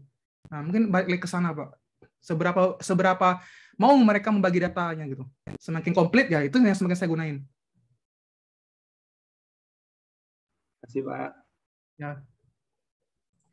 Baik lagi kan kalau misalnya pertanyaannya gimana percaya apa tidak, ya wallahu alam ya gitu. Intinya kan saya kan data scientist, saya hanya menginformasikan data yang di launch oleh apa namanya oleh pemerintah gitu, entah industri gitu.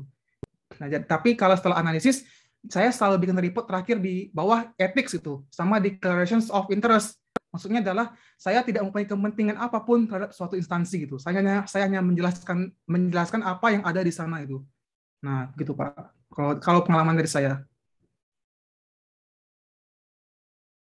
Silakan tadi ada pertanyaan. Malam Pak Rezi, bertanya Pak. Silakan Mas Faisal. Ya Faisal Pak. Ini Pak terkait model machine learning yang mungkin sudah kita generate gitu Pak ya. Sejauh mana sih Pak si model ini akan memintarkan dirinya gitu. Sebagai contoh tadi sudah disebutkan ya untuk model-model seperti supervised learning yang dia berlabel dan butuh data input dan data output gitu kan. Apakah nanti ketika kita sudah punya model machine learning supervised gitu, semakin sering kita pakai, semakin sering kita kenalkan data inputnya, apakah dia semakin pintar atau semakin akurasinya semakin tinggi atau seperti apa, Pak? Oke, pertanyaan yang bagus. Makanya di model-model machine learning ada namanya sensitivity itu. Maksudnya apa sensitivity? Maksudnya adalah ketika bagaimana dia belajar dengan data yang ada dan dilatih dengan data yang tidak ada di sana gitu. Nah, nanti di pengujian machine learning ada beberapa teknik untuk menganalisis sensitivity gitu. Nah, itu jawabannya gitu. Nanti mungkin khawatirnya adalah benar menggunakan data yang ada sekarang, gunakan entah supervised, entah unsupervised, akurasinya tinggi, tapi dia kan belajar dari itu saja gitu. Nah, nanti mungkin ditambahkan data yang tidak ada di sana, gimana sensitivitasnya? Kalau tinggi, ya bagus. Berarti data ini berarti bagus. Berarti model ini adalah model yang general gitu. Jadi bisa digunakan untuk masalah A dan masalah B gitu. Itu malah bagus kan. Nah, nanti makanya di sana ada penganalisis sensitivitasnya bagaimana gitu. Oke, terima kasih Pak Rezi. Ya, sama-sama. Oh ya, samain kelas MM sama magister manajemen sama ilmu manajemen ya gitu. Jangan panggil saya Bapak, panggil saya Mas aja. Baik Mas Rezi. Ya, siap. Silakan kalau ada pertanyaan kita diskusi lagi.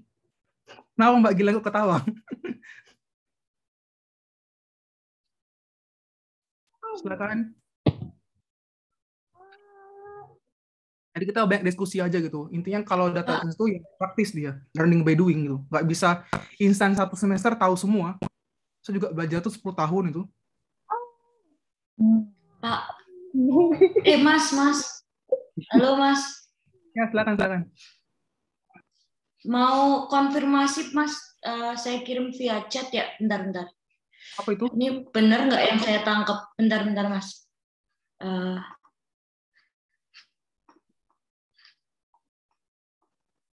Sorry. Sambil nunggu yang lain mungkin ada pertanyaan atau diskusi yang mungkin bingung. Ya bingung lah ya. Mas Rezi, boleh dong bertanya? Silakan. Jadinya dari tadi kan mungkin saya masih terlalu awam ya Mas terkait dengan pengolahan data dan lain-lain. Kebetulan semester ini saya juga ngambil ekonometrika untuk kebijakan. Nah terus kemarin dosennya tuh sempat bilang bahwa sebenarnya tuh error tuh bukan segalanya. Jadi tingkat errornya, R-square itu kita nggak bisa jadiin patokan seberapa bagus modelnya. Tapi justru kalau nggak salah bilangnya seberapa kontekstualnya model itu. Jadinya model itu tuh bisa merepresentasikan keadaannya atau enggak. Nah, tapi kan tadi Mas Rezi sempat berkali-kali menekankan pada tingginya akurasi ya. Yang mana itu berarti kan errornya akan terus kita coba tekan turun, ya kan?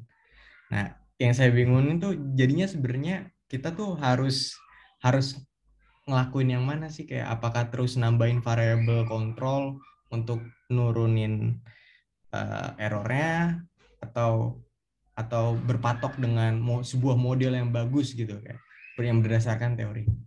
Nangkep gak Mas? Nangkep. Oke. Balik lagi ke Bapak yang tadi. Benar error itu bukan segalanya gitu. Tapi kalau kita bikin model-model prediktif, model untuk peramalan, intinya kan regresi itu kan intinya peramalan Mas gitu. Jadi kita ada berapa banyak variabel, bagaimana ketika ada variabel baru lain di sana gitu. Nah, error itulah nanti bisa ngejustifikasi kita model kita baik untuk peramalan gitu. Itu kalau kita berbicara dengan error. Tapi berbicara dengan konseptual Bapaknya tadi, itu benar juga gitu. Jadi jangan berpikir lagi yang namanya R-square sekian, misalnya R-square 20%, tapi jelek. Enggak juga. Bisa saja datanya nggak bisa digunakan gitu. Bisa saja data-datanya, maksudnya data tipe A, tapi malah dipasarkan ke model regresi regresi B. Ya nggak bisa gitu. Nah, khawatirnya itu juga terjadi ketika kita tidak terlalu concern bagaimana menghandle data dengan baik gitu. Bisa menghasilkan dengan akurasi yang kecil juga gitu. Karena mungkin tadi datanya mungkin tidak fit untuk di model itu, atau karakteristiknya tidak homogen di sana gitu. Makanya perlu penghandlean dulu gitu sebelum pemodelan. Oke, makasih Mas. Masih saya coba cerna. Mungkin nanti ada pertanyaan lanjutan, tapi nanti aja. Biar yang lain dulu. Makasih Mas. Izin, Mas Risi. Silakan Pak Sabhul. Mas juga Pak. Mas. Ya, untuk tadi kan ada beberapa metode untuk missing handling untuk handling missing data ya, data yang miss ya. Bagaimana memilih metode yang paling tepat, karena mungkin di antara masing-masing metode itu menghasilkan hasil yang berbeda, misalkan kalau sama-sama dicoba. Oke. Bagaimana memilih metode yang tepat itu sama kayak kuis kemarin yang saya kasih untuk yang pertama gitu. Kan ada contohnya ya, misalnya variabelnya 8 tapi akurasinya sekian. Variabelnya 6 tapi akurasinya sekian. Itu tergantung lagi kebutuhannya gitu. Baik lagi yang diconcernkan di sana akurasinya, seberapa banyak variabel yang penting di sana gitu. Nah, tapi kalau untuk di mission imputation itu ada trial and error, Mas. Jadi kalau saya ngebimbing mahasiswa, kalau memang data dia bolong-bolong, saya suruh dia dulu bikin simulasi gitu. Maksudnya data yang ada, gunakan dulu simulasi A, berapa persen akurasinya. Terus gunakan lagi simulasi yang lain, bagaimana akurasinya. Nah, perlu trial dan error di sana gitu. Nah, inilah yang namanya data science gitu. Kita nggak punya informasi apapun di sana, ya itu tergantung sense kita, bagaimana kita mau effort untuk melakukan simulasi dan komputasi di sana gitu. Begitu. Yang namanya metode itu nggak ada yang nggak ada yang benar semua gitu. Di sana kita juga harus perlu effort, kita harus trial dan error sendiri untuk nemuin mana yang benar gitu. Gimana? Kurang jelas ya? Jadi nanti kalau misalkan di prakteknya, misalnya kita ditesis menemuin data yang bolong-bolong, itu kita coba semua metode, apa satu metode tapi dicoba beberapa kali gitu. Semakin banyak Anda mencoba yang lain, semakin tahu juga informasi yang didapatkan itu. Nah, jadi solusi dari saya ya banyak mencoba di beberapa tipe-tipe optimasi. Tadi khawatirnya adalah mungkin dari awal kita limitasi kita terhadap metode itu kita tidak tahu seperti apa. Nah, dengan kita mencoba berulang kali lah kita paham, oh ternyata bisa dihandle dengan kayak gini nih gitu. Nah, saya juga belajar tuh dari situ gitu ketika tahu metode-metode yang lain. Jadi paham, oh metode ini bisa untuk data ini gitu. Gitu Pak. Jadi misalnya saya bisa bilang metode yang saya bikin bagus, tapi bisa saja ketika ketika Mas gunakan data yang masa lain berbeda gitu. Nah, makanya harus trial and error gitu untuk nemuin mana yang paling tepat.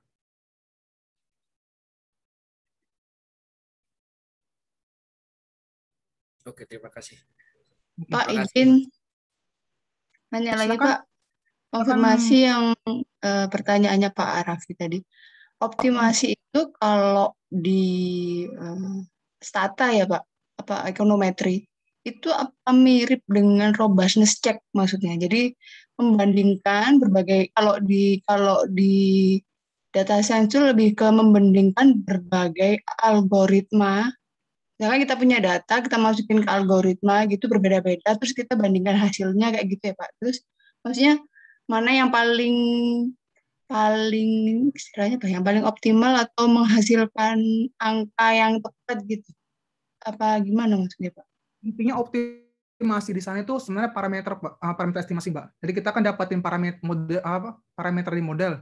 Nah, dapatin dari parameter itu dari optimasinya. Jadi misalnya regresi itu maksudnya optimasi pakai OLS itu, nama estimasinya. Tapi kita bisa juga gunakan regresi pakai metaheuristik gitu. Nah, intinya adalah untuk mendapatkan nilai parameter itu. Nah, yang namanya regresi berganda yang sederhana itu dinamakan optimasi juga itu. Namanya apa? Namanya adalah OLS gitu. Nah, jadi mungkin ketika nanti mau bikin tesis atau yang lain, gunakan optimasi yang lain itu. Gitu. Jadi intinya optimasi itu adalah bagaimana dia mendapatkan nilai parameter. Sementara yang namanya filter selection, kita menseleksi beberapa variabel yang tidak penting di sana. Bedanya di situ. Paham? Ini ya, singkatnya begini. Optimasi untuk ini parameter gitu Pak. Bukan hasil datanya tadi ya. Berarti kayak apa? Kita ngambil parameter mana terus kita pilih. Gimana sih Pak? Bingung. Kita samakan pola pikir dulu ya. Model regresi itu kan Y sama dengan A plus BX. A itu konstanta, beta itu parameter dan X-nya itu kan ya. Nah, intinya adalah yang namanya filter selection, kita menghapus variabel tidak penting, XX di sana. Clear? Yang namanya parameter estimasi, itu ketika kita Itu adalah cara kita mendapatkan nilai-nilai koefisien dan nilai-nilai intercept di sana gitu. Nilainya apa namanya yang di depan itu, A dan B itu. Nah, cara kita mendapatkan nilai A dan B itu optimum dengan cara apa? Dengan cara optimasi. Kita bisa gunakan NN, kita bisa gunakan yang lain. Nah, intinya adalah di situ, Mbak. Gitu. Ketika kita sudah mendapatkan parameter yang tepat, maka mungkin akurasi kita akan tinggi gitu. Nah, konsep dasar dari pembentukan model modelan itu seperti itu gitu. Jadi ada dua inti utama, memilih variabel yang penting untuk bikin prediktif. Yang kedua, bagaimana kita mendapatkan parameter model itu. Nah, parameter model tadi dengan teknik-teknik optimasi. Ada heuristik, ada NN, ada Bayesian, dan lain-lain tuh. Begitu. Pak, konfirmasi. Kalau di ID itu masuk model optimasi juga, Pak. Sorry, tadi. ID? Di ID atau ya? OLS, difference in difference. OLS kayak gitu-gitu itu masuk model tadi juga atau beda lagi, Pak? Itu optimasi, jatuhnya itu optimasi, Mbak. Model karena optimasi. Berarti optimasi itu tadi kita bisa memilih satu atau banyak model gitu ya, Pak? Pertanggungjawaban kita itu gimana gitu ketika memilih model yang kita pakai. Oke. Terima kasih, Pak. Yep. Ini loh, kita sama Pak pikir ya. Yang namanya model itu adalah endingnya kita mau dapatnya kayak apa gitu. Misalnya model klasifikasi, model regresi, sama model cluster, itu model. Tapi the way kita mendapatkan result itu, nah itu dua poin penting. Filter selection dan mendapatkan parameter menggunakan optimasi. Nah, itu dulu kita samakan tuh konsepnya. Itu. Jadi kita ada tiga tujuan pemodelan, model untuk cluster, model untuk regresi, sama model untuk klasifikasi. Gitu. Tapi untuk reasoningnya bagaimana? Ya fokus kita dua.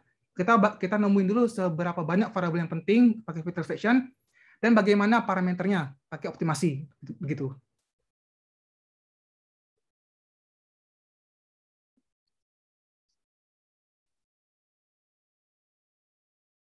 Gimana, ada pertanyaan? Pusing? Ya pusing lah kalau kita bahas teori, nanti kalau lebih bahas praktik nanti mungkin akan lebih banyak paham gitu. Pak, yang di chat, Pak. Silakan, siapa dulu? Dina, itu tadi pertanyaan. Silakan, Mbak Dina. Silakan. Oh iya, izin bertanya ya, nanti, Pak. Nanti ke depan bakal banyak praktek mengolah datanya kan ya, Mas? Oh iya. Soalnya, enggak. Sorry. Oh gitu. Maksudnya di pertemuan-pertemuan ke depan kita akan banyak latihan mengolah datanya nggak sih? Soalnya sejujurnya sih saya awam banget nih soal data science pertama kali. 90% nanti bahas lebih ke olah data, makanya saya bagi per kelompok gitu. Makanya nanti tanggung jawabnya nanti banyak di ketua kelompok untuk pemerataan itu. Untuk ngebantunya aja gitu. Oke, makasih Mas. Karena kalau untuk bahas tentang teorinya yang nggak di kelas MPKP itu nanti saya ajar mungkin di di prodi statistik itu. Nah, mereka harus tahu bagaimana ngedapatin nilai itu. Tapi kalau di MPKP cukup aja dulu bagaimana ngepraktiknya gitu. Ketika data ini gimana cara olah datanya. Gitu. Clear ya? Silakan Mbak Nat.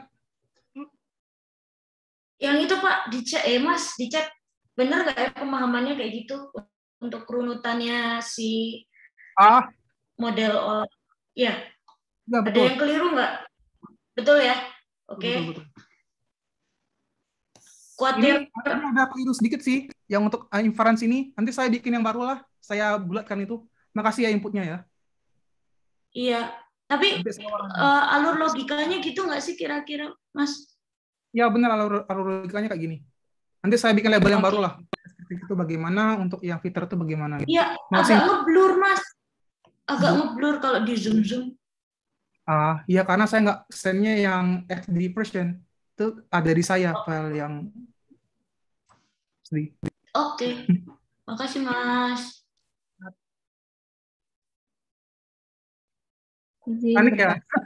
Mas, izin bertanya. Silakan Mbak Erni.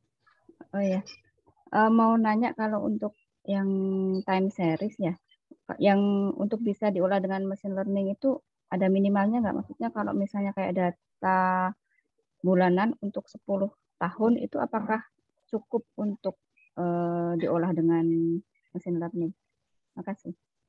Data bulanan 10 tahun, berarti ada 120 data. Gunakan machine learning. Ya bisa-bisa aja sih. Ya mungkin tapi hasilnya tidak sensitif gitu untuk analisisnya. Makanya tadi mungkin ketika nanti dibagi 90 persentasenya 90-10, 80-20, 70-30, ya nggak bakal terlalu ada signifikan perbedaan di sana, Mbak. Gitu. Nah, jadi kalau saya gunakan Pramala misalnya, ya saya jarang sih gunakan data-data inflasi untuk NN, ya karena nggak banyak bisa digunakan. Tapi saya menggunakan kombinasi di sana. Misalnya saya gunakan ARIMA NN atau VAR NN gitu. Tujuannya apa? Ya tujuannya tadi informasi yang tidak ada di NN, saya bisa generalize itu di mode parametrik itu. Makanya di machine learning ada namanya hybrid. Jadi pergabungan metode-metode sederhana dengan metode-metode machine learning gitu. Jadi mungkin Mbak ada 120 data, Mbak generate dulu pakai model ARIMA. Gitu. Nanti udah dapat model parameter ARIMA, Mbak latih dia di NN.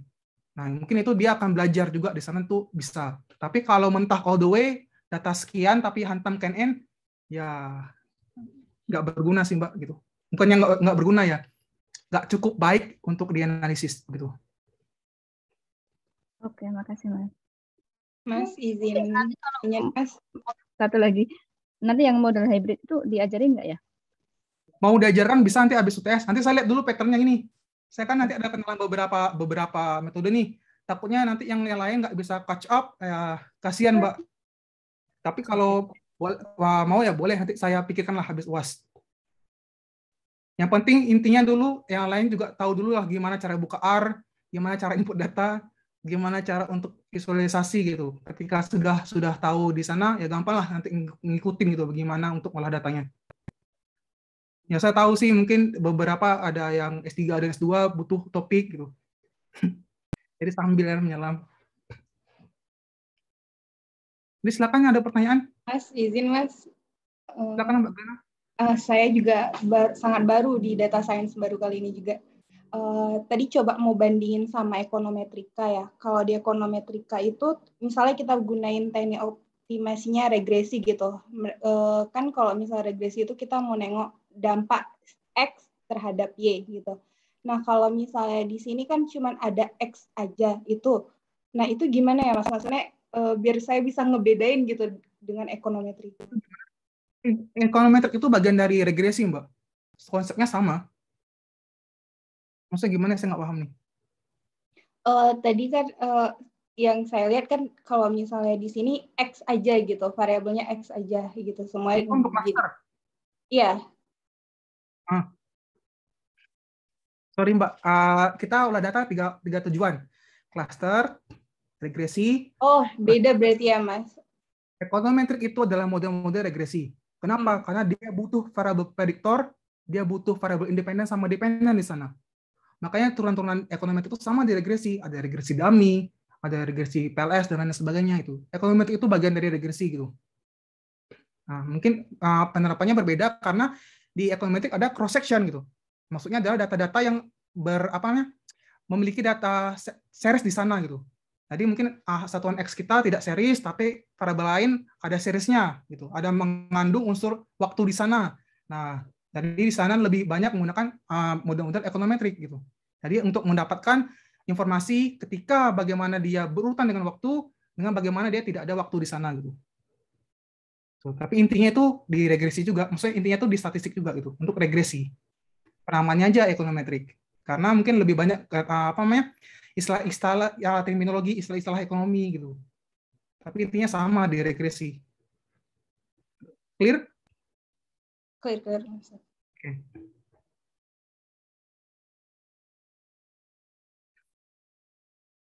Ada pertanyaan? Kalau masih bingung? Pak, satu lagi dong Pak. Silakan Mbak Alita.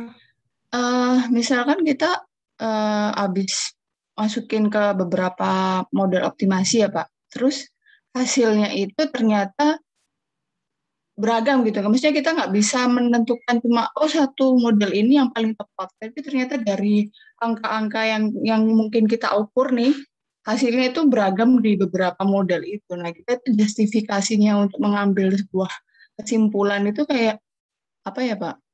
Oke, pertanyaan yang menarik. Ini ada paper saya juga membahas tentang itu. Saya membandingkan 10 jenis optimasi, di mana kira-kira ada perbedaan tidak dalam setiap saya melakukan kombinasi di sana. Itu ada pengujian di sana, Mbak. Kita bisa menggunakan uji beda atau Kruskal-Walsh di sana gitu, untuk melihat, skenario yang kita bikin, misalnya skenario A, sekian banyak optimasi, sekian banyak kombinasi parameter. Terus skenario yang kedua, bagaimana skenario-nya. Nah, kita kan membandingkan antara skenario satu dengan skenario lain. Itu bisa kita pakai uji-uji statistik yang basic di sana, misalnya pakai T atau Kruskal-Wallis gitu. Nah, itu juga dasar untuk inferensial statistik gitu. Nah, itu adalah jawaban ketika nanti saudara-saudari juga melakukan banyak simulasi di sana gitu untuk analisis. Saya bisa justifikasi model simulasi ini yang baik ini. Apa alasannya? Ya alasannya mungkin karena signifikan berbeda dengan simulasi yang lain gitu. Nanti saya share papernya. Jadi mungkin itu juga salah satu hint juga ya, kalau misalnya nanti sidang terus ada dosen dosen penguji iseng nanyanya, apa alasan kamu ada 3 simulasi tapi kamu pilih ini, bingung mau jawab apa, nggak terbukti secara sains, padahal bisa kita buktikan itu dengan uji gampang namanya, ujian dengan mudah itu Kruskal-Wallis itu gitu. Atau harus ini dengan teori juga gitu ya, Pak? Maksudnya teori tidak. Kan kalau regresi kan biasanya kita ada hasil signifikan terus kita bisa menyimpulkan ini berhubungan, berpengaruh apa enggak, itu kan harus ada teori yang mendasari juga gitu, yang mendukung. Itu beda lagi. Saya ngajar di kelas riset statistik, itu nanti ada namanya p-value sama korelasi. Beda, Mbak. Kalau p-value itu untuk mengukur, intinya adalah p-value itu untuk mengukur hipotesis, sementara korelasi itu hubungannya antara variabel itu. Tapi kalau Mbak untuk menjustifikasi, ternyata apa yang saya anggap ini benar gitu. Nah, itu gunakan p-value. Tapi kalau Mbak hanya untuk mengukur besaran hubungan, itu gunakan korelasi itu. Nah, itu untuk menjawab pertanyaan Mbak tadi. Paham maksud saya?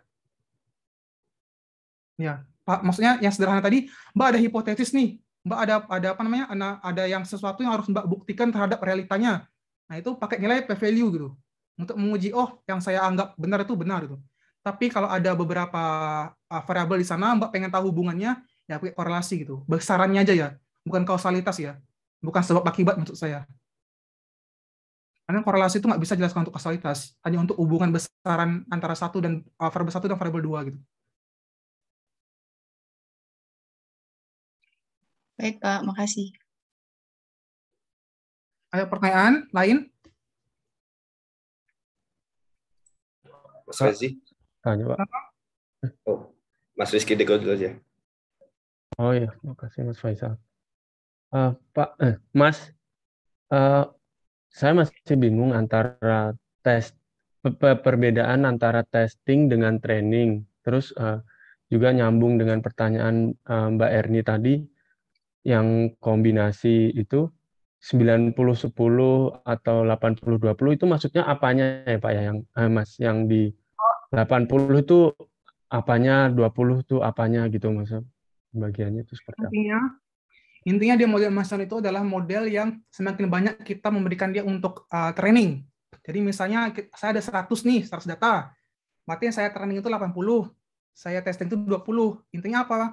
Intinya adalah saya bikin model A, saya latih model ini biar belajar dengan 80 data, tidak dapat model nih, saya forecast nih. Nah, hasilnya itu saya bandingkan dengan 20 data yang sisanya, kira-kira sama apa tidak gitu. Kalau sama, ya berarti akurasinya tinggi dong. Kalau tinggi, ya berarti menurut saya model tepat gitu. Nah, makanya tadi ada beberapa yang tidak tidak memberikan, maksud saya tidak menjanjikan gitu. Bisa saja akurasinya, maksudnya bisa saja presentasinya 50-50, bisa saja 80-20, tapi akurasinya berubah gitu. Itu bisa terjadi kalau model tidak sensitif gitu.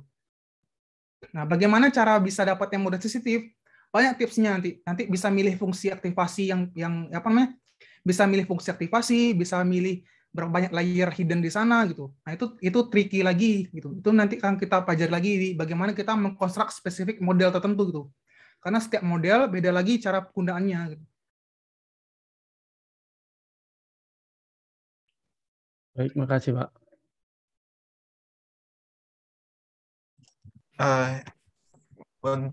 Mas mau nanya nih Mas? Silakan Mas Waldo. Untuk melanjutkan pertanyaan yang sebelumnya, maksudnya kayak untuk training kayak di machine learning itu maksudnya mirip kayak prinsip AI gitu nggak sih? Maksudnya kayak generasi atau kita harus yang supervise sendiri, kita yang nentuin inputnya, kita yang nentuin nanti modelnya, kita mau pakai model yang seperti apa? Sama Mas, AI kan bagian dari ML. Tapi bedanya mungkin kalau di AI mungkin lebih banyak tidak travel di sana gitu. Mungkin ketika pembagiannya ya, misalnya expert system, ya mungkin cuma sekitar 10% kita berperan di sana gitu. Sementara kalau di machine learning ya kita masih punya kuasa untuk kita setting. Gitu. Tapi berarti kita juga bisa, misalnya kita bikin trainingnya itu bisa sampai 10 atau kalau mungkin kalau parah banget bisa sampai 100 generasi gitu Mas, atau gimana? Tapi kalau kita nggak prediksi itu, saya sarankan tidak lebih dari 10 step sih, karena ketika lebih dari 10 steps itu bakalan bahkan convergence di satu titik Mas. Gitu. Jadi nggak bisa banyak juga untuk ngeramalin. Jadi mungkin kalau menggunakan ramalan lebih ke model-model recurrent gitu. Maksudnya adalah ketika kita misalnya ada 100 nih, jadi ketika saya pengen meramalkan 10 step, ya misalnya satu-satu saya gunakan dia juga untuk dilatih, untuk ngamar 102. Dia dapat nilai 102, saya latih lagi dia untuk dia ngeramalin data 103. Nah, itu adalah model recursive. Jadi dia belajar dari berdasarkan ramalan yang saya gunakan. Nah, itu beda lagi di beberapa model-model nanti itu. Oke, baik Mas. Jadi banyak terminologi yang harus dipahami juga sih. Itulah istilahnya. Tapi untuk sampai UTS nanti masih mudah lah untuk dijangkau. Maksudnya kan nanti cuma bahas regresi sederhana dulu, biar paham. Terus nanti saya bahas regresi Bayesian juga, karena penting juga di sana gitu. Terus nanti ada unsupervised contoh-contoh cluster. Nanti kalau sudah firm sampai UTS, nanti baru saya coba employ bagaimana penerapan NN atau deep learning di sana gitu.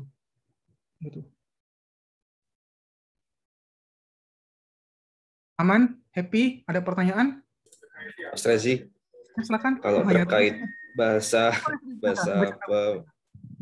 ya Mas, iya terkait bahasa pemrogramannya nanti sampai ke belakang kita pakainya R terus ya Mas ya? Iya R terus. Oh iya, cuma pengen tahu aja sih kalau dari Mas Rezi sendiri sepanjang karir di data scientist, apakah pakai R terus atau mungkin pakai Python juga? Terus kenapa kok pakai R? Kalau misal suka sama R gitu Mas. Kenapa suka sama R? Sebenarnya caranya sama R sama Python. Bedanya apa? Ya Python itu library-nya nggak banyak di sana. Kebanyakan yang saya gunakan banyaknya di R untuk mengkombinasi. Misalnya saya mau bikin topik baru untuk metode baru, ya saya bisa pakai package yang sudah ada, saya rubah atau saya add, ya saya bikin package yang baru gitu. Sementara kalau di Python package-nya nggak terlalu banyak Mas. Gitu. Dan beberapa topik riset banyak yang mungkin kalau untuk kita ngebahas data image gitu, mungkin R nggak bisa se-advance Python. Kenapa? Karena arahnya penggunaan juga berbeda gitu. Jadi kalau untuk topik-topik image ya saya sarankan gunakan Python. Tapi kalau untuk data-data count pakai R gitu. Karena banyak metode-metode yang kita bisa gunakan di sana.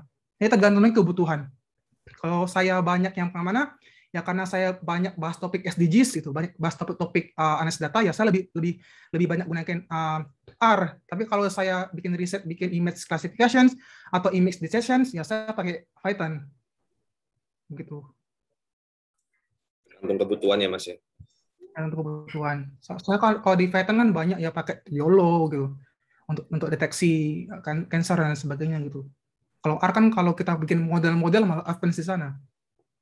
Jadi kalau yang lain mau gunakan SPSS, ya silakan. Itu juga bagian data science gitu.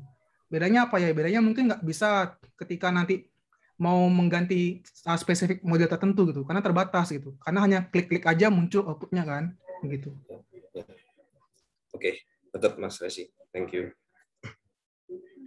Mas Rezi mau nanya. Apa Mbak Miko?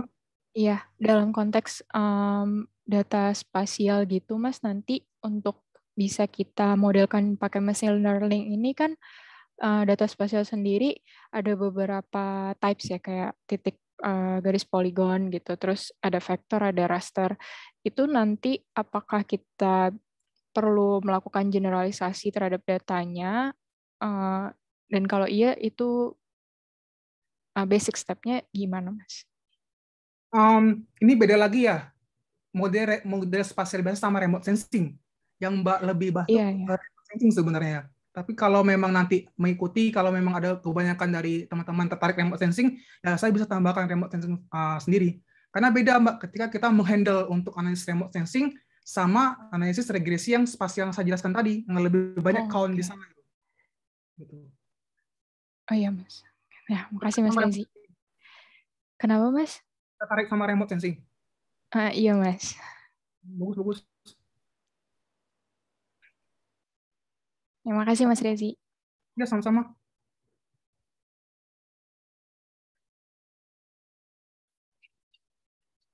Kalau nggak ada, saya cukupkan. Masih ada pertanyaan? Jadi week kedua nanti akan lebih banyak praktis ya. Jadi nggak menggampang dulu lah, regresi dulu. Paling nggak tahu bagaimana bikin regresi di R gitu. Kalau udah tahu, nanti kita bisa lanjut yang lebih advance lagi. Gitu.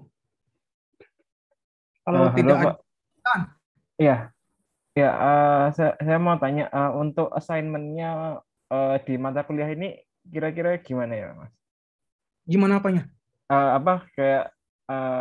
Bentuk assignment-nya nanti seperti apa atau pengumumannya gimana mungkin? Untuk assignment-nya ada dua pilihan. Sesuai di silabus ada kelompok sama individu. Tapi kalau saya lebih mungkin lebih menitikberatkan pada kelompok ya, gitu. Karena saya lihat kemarin tadi banyak yang nggak familiar kan ya. Nah, maksud saya kan ada ketuanya tuh yang udah saya labelkan gitu. Nanti saya bisa lihat bagaimana deliver ilmu juga di sana gitu. Nah, jadi ada beberapa poin yang bisa saya justifikasi bagaimana nilai individu dan bagaimana kelompok gitu. Gitu. Ya, terima kasih Mas. Ada pertanyaan? Mas Rezi? Ya. Kan Mas Haris. Ya, terima kasih Mas Rezi. Selamat malam teman-teman semua juga. Mau tanya, tadi saya barusan buka silabus Mas. Ada 4 kuis ya kalau nggak salah ya. 2 sebelum UTS dan 2 sebelum UAS setelah UTS gitu ya. Mau tanya aja nih Mas, nih untuk format kuisnya seperti apa ya di pertemuan ketiga dari kalau nggak salah. Jujur saya belum ada bayangan. Tergantung mood saya nanti. Oke Mas. Kirain udah bisa dibocorin gimana itunya. Oke. Aman. Kalau saya chill lah. Kalau sama saya chill, yang penting dikerjakan. Soalnya mungkin saya dan kebanyakan teman-teman juga masih awam banget Mas sama olah data seperti inilah. Saya jujur aja pokoknya sampai UTS sampai UAS kalau saya tahu dari anggota masih nggak bisa cara open datanya ya saya selain ketuanya gitu. Karena kan saya sudah saya tes tuh gimana ketuanya gitu. Pokoknya saya lihat ternyata dia ngaku tidak bisa nih. Saya lihat dulu bagaimana dia ngerjain tugas tuh. Terus memang tidak bisa. Saya lihat dulu bagaimana di kelompoknya, ya tidak bisa berarti salah dia tidak ada keinginan untuk belajar gitu. Nah, misalnya seperti itu. Tadi saya juga mohon dengan ketua tolong dibagi-bagi ilmunya ke teman-teman yang lain gitu. Ngebantu juga. Mas, kalau ketuanya nggak bisa juga gimana, Mas? Wah, kalau ketua nggak bisa juga, gimana dia ngisi kuisnya kemarin berarti suruh orang. Nggak ada pilihan tidak tahu, Pak. Iya. Mungkin bisa jadi kayak udah ngeblank kok dilalah yang dipilih bener gitu. Jadi ya apakah itu keberuntungan atau sebaliknya? Kan bisa saya kapan satu-satu namanya di Google kan muncul apa gitu. Saya dari udah jago tuh ngolah R. Yang lain juga ada yang Python gitu. Tapi paling tidak kan tahu. Berarti the power of LinkedIn ya Mas ya. Itu juga Mbak Nat.